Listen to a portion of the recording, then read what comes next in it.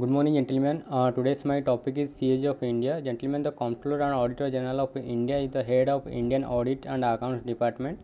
He is the guardian of the public purse and he controls the entire financial system of the country at both center and state levels.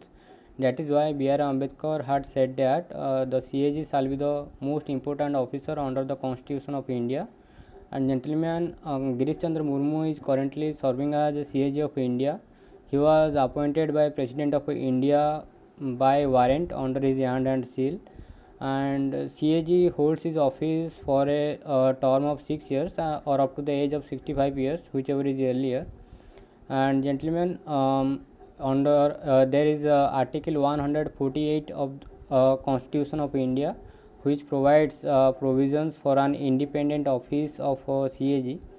And gentlemen, CAG audits accounts related to all expenditure from the Consolidated Fund of India and Consolidated Fund of each state and Consolidated Fund of each union territory which is having a legislative assembly, and he submits his audit reports related to the accounts of the center and state to President and Governor respectively.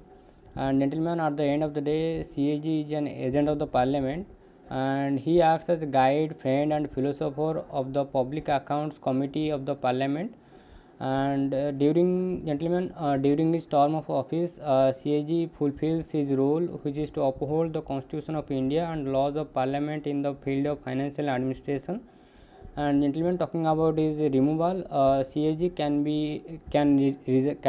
resign from his office at any time by giving a resignation letter to the President of India, and he can also be removed by President of India on the basis of a resolution which need to be passed by both houses of Parliament with a special majority on the ground of proved misbehavior or incapacity, and then CAG can be removed from his office.